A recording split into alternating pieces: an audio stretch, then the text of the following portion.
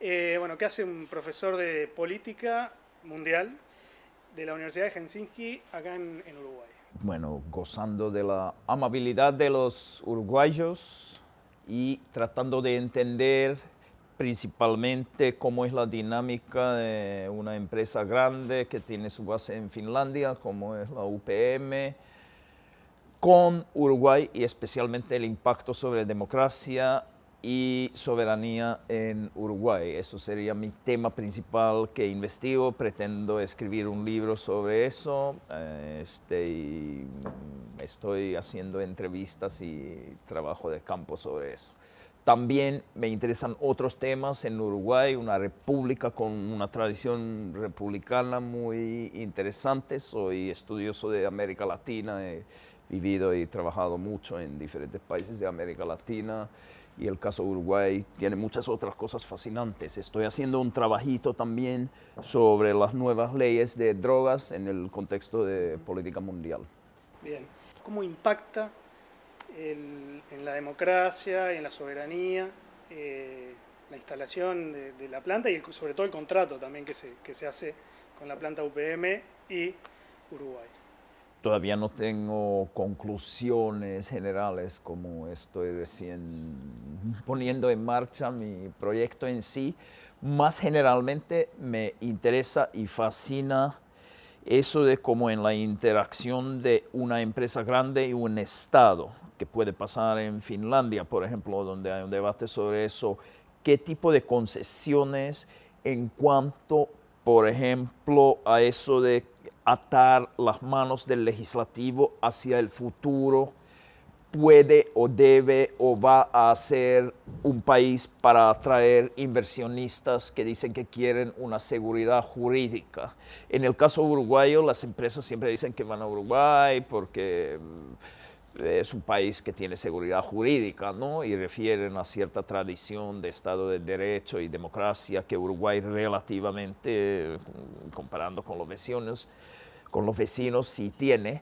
Lo que normalmente no enfatizan que quieren seguridad jurídica del tipo donde el Estado debería firmar un acuerdo de protección de inversiones que hay de diferentes tipos, donde la idea es un poco que el Estado da ciertas garantías a la empresa de que en futuro no vienen, por ejemplo, cambios de leyes que serían desfavorables a la empresa. Y ahí hay todo un espacio de negociación, hasta qué punto se cede en esa cosa, hasta qué punto se ata las manos del futuro legislativo para dar garantías a la empresa, que obviamente quisiera que no se vaya a cambiar nada para que sus ganancias sean aseguradas. Y ese juego me interesa. Y vos esto lo venís a estudiar porque capaz que tenés antecedentes de otros países, incluso Finlandia. Bueno, yo he trabajado bastante sobre temas de empresas grandes, comercio internacional, economía política mundial y el caso UPM y Uruguay, además de las características fascinantes que tiene acá, por ejemplo, la naturaleza del gobierno uruguayo, que no es, digamos, la cuestión clásica que sería de una empresa capitalista grande, un gobierno autoritario de derecha y todos los sindicatos y movimientos sociales criticando de imperialismo y colonialismo, pero como acá hay un gobierno más de izquierda y el movimiento sindical está de alguna manera más bien apoyando ese proyecto, entonces la cosa es más complicada teóricamente y políticamente, por eso también es un caso muy interesante, que no es un caso tan clásico en ese sentido. Mi interés obviamente viene también por el hecho de que acá hay empresas finlandesas muy poderosas, UPM y también Stora Enso, que son empresas que sus actividades en Uruguay ya son de ese tamaño que su importancia para Finlandia, digamos, para el conjunto de empresas de Finlandia es bastante grande y en Finlandia ha habido poca atención sobre eso. Entonces ahora que viene el proyecto de UPM2 y la nueva inversión va a ser no solo la inversión súper grande para la historia de Uruguay, sino también va a ser una inversión excepcionalmente grande para toda la historia de la industria forestal en Finlandia. Y siendo alguien que se mueve en América Latina y en Finlandia, he pensado que quizá puedo ofrecer algo, pudiendo hacer trabajo tanto en Finlandia como acá, para entender un poco la lógica tanto de la empresa como todo el debate sobre su impacto en Uruguay. Vos decís que el caso de Uruguay es de cierta forma paradigmático o raro, porque el contrato estaría como basado en políticas más liberales y a la vez tiene a los sindicatos y a los movimientos sociales alineados con el gobierno, de izquierda. ¿Cómo ves eso? Que puede llegar a impactar. Bueno, ahí hay un juego interesante. En la historia contemporánea en Europa y en muchos otros países, algunas veces para gobiernos que vienen históricamente de la izquierda les resulta más fácil implementar políticas que tradicionalmente se consideran de derecha, como Tony Blair en Inglaterra y muchos otros. Y una de las razones es también como si tú eres una empresa y vas a un país, entonces si tienes un gobierno de derecha y luego tienes una oposición fuerte desde los sindicales, los movimientos sociales y todo eso, estás un poco así. Pero si es un gobierno más bien de centro izquierda que ya tiene casi garantizado el apoyo de los sindicatos y una parte de la izquierda, luego si la oposición es de la derecha, pero a la oposición de derecha no le sale muy natural una crítica al imperialismo de las empresas y todo eso. Entonces, como empresa es un contexto bastante favorable y para, como hemos visto, para UPM el contexto uruguayo ha sido bastante bueno y especialmente con un Estado que ha mostrado actitudes muy generosas con la empresa. Para nosotros es paradigmático aparte el contrato, porque Sí. es como no tiene antecedentes en Uruguay. Todas esas cláusulas que se le ponen al país, todo lo que debe invertir, bueno, y todo lo que ya sabemos. ¿Eso lo has visto en otros países? ¿Asociaciones similares que hayan hecho otros países con empresas transnacionales? Va dentro del marco de eso que viene un inversionista y pide cosas como precondición y el Estado provee. O sea, esa lógica existe en muchos sitios, casi siempre. Pero diría que la manera del Estado uruguayo de cumplir con precondiciones que ya numéricamente son bastante importantes, más allá de cuánto va a ser la suma total de, finalmente, de las construcciones de carretera, puertos y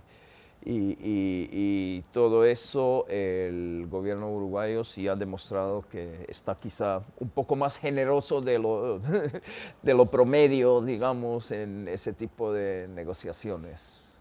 Y entonces, y en cuanto a la estrategia de negociación del gobierno, que obviamente yo no conozco por adentro, pero imagen que da para afuera, me pareció el año pasado curioso que el Estado aparentaba ser tan necesitado. Entonces, parecía como estrategia de negociación, ¿no? Porque si el gobierno dice, me sorprendió que el presidente de la República diga que ya en 2 semanas firmamos, y ya en 2 semanas firmamos, y lo repite varias veces, y luego la empresa emite un comunicado donde dice, ni hemos comenzado a negociar.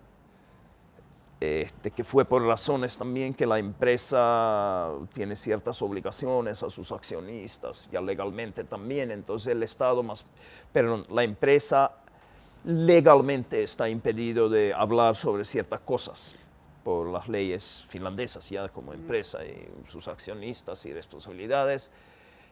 El gobierno uruguayo sí, en teoría, podría hablar más, o sea, no tiene esa limitación, más bien Estado de Derecho, se supone que significa transparencia, pero ya viene el tema para no poner nerviosa a la empresa. El Estado también tiene una estrategia comunicacional medio hermética, más allá de eso de declarar cada cierto tiempo que ya vamos a firmar, ya viene, ya casi como mañana, casi como si mañana ya comienzan a construir y vienen los ciclos electorales y todo eso, y eso se entiende también. Pero cuando firmaron en noviembre del año pasado el contrato sobre las precondiciones, me acuerdo, me entrevistaron en El País, en el diario sale primero algo que dice Tabaré Vázquez y luego ponen una cita de mí donde era justo eso, que el gobierno parece muy necesitado. Y me acuerdo que todavía hablé con el periodista, que no estoy diciendo que es necesitado porque no puedo entrar en su cabeza, pero lo que sí puedo afirmar es que parece.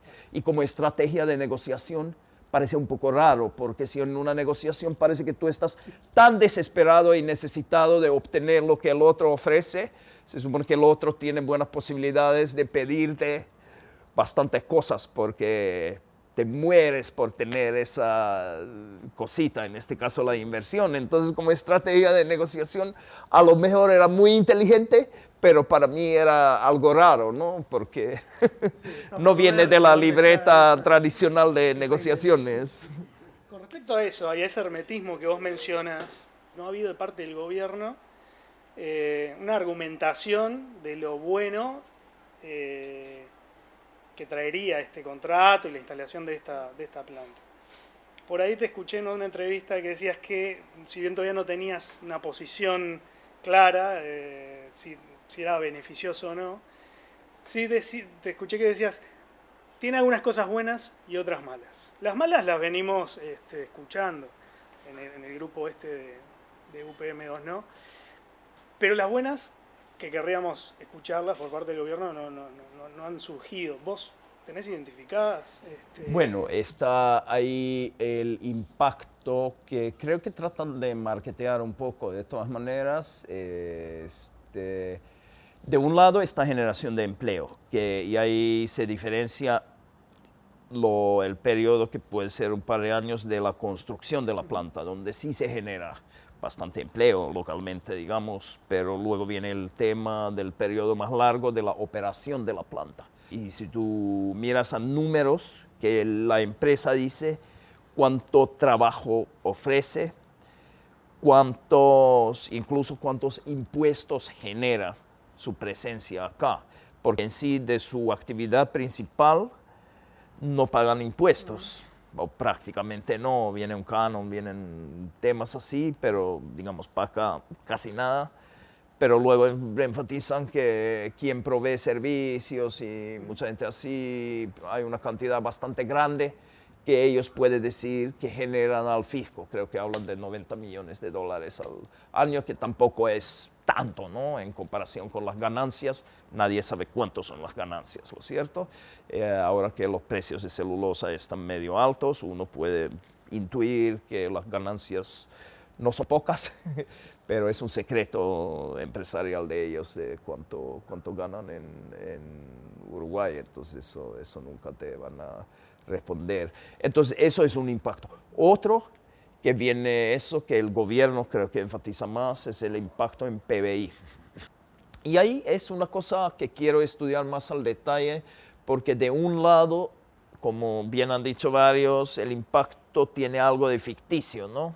Viene como cosas que aumentan PBI, pero realmente no es un dinero que entre tanto a bolsillos del Estado o sociedad uruguaya, sino a la empresa, pero igual tiene ese impacto en PBI. Y cuando tienes un impacto en indicadores macroeconómicos como PBI, a lo mejor eso trae algunos beneficios, como que en los mercados financieros tu rating, tu riesgo país y todo eso mejora un poco, y eso es tipo de argumentos que escucho que el Estado algunas veces enfatiza en cuanto a por qué es tan beneficioso hacer ese acuerdo con UPM. Entonces va un poco por